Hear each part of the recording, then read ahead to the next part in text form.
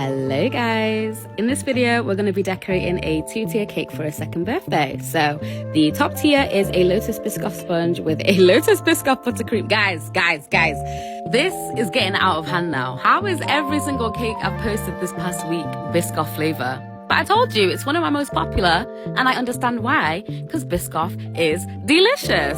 That being said, I do want to start incorporating some more fruity flavors as summer approaches, like mango and passion fruit or coconut or something. Do you know what I mean? Just be a bit more experimental. But anyway, the bottom tier is a... Let me try that again. The bottom tier is Oreo sponge with a vanilla mock Swiss meringue buttercream. Oh yeah, and it's 6 inches, and the top tier is 4 inches. And now I'm doing my crumb coat in ganache. Reason being, with tiered cakes, I have such anxiety that they're literally gonna topple, fall over, crumble, and just ruin my life, even though my cakes are very, very stable. So with ganache, it just helps it be even more stable so I can sleep at night. I say it so I can sleep at night, but in reality, I'm not sleeping. I am checking that fridge every 5 seconds. If there's a cake in the fridge, best believe I'm opening that door, because I can put the cake in fine and my mind somehow convinces me that the cake has split in half. So I'm just constantly checking. But anyway, I am super duper proud of myself, because the cuties know, the ones who've been following me for a while, I used to hate ganache. Oh my days. But with a lot of trial and error, I finally get it now. I've cracked the code, and I've put the specific method that I use in my ebook, along with my buttercream recipe, piping worksheets, how to decorate a cake step by step. Guys, just click the link in my bio. I promise it's worth your buck. But now it's time for the final coat. So I coloured my buttercream using Colour Mill Latte. Shout out to Kate That Cardiff. I literally got this colour because you mention it in so many of your videos, but I love it. It's like the perfect nude shade. I only use like a couple of drops to get this off-white colour.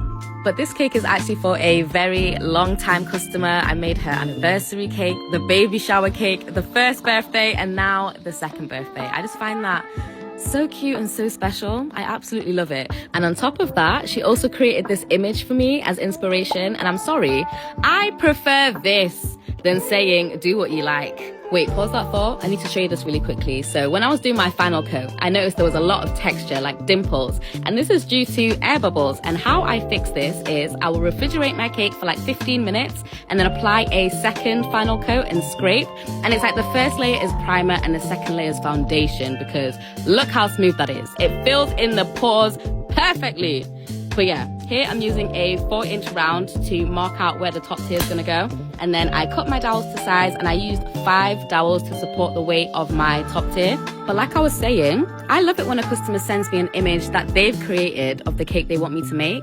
I just feel like when there's clear direction, it just makes things run a lot smoother. You know what I mean? Less room for mistakes.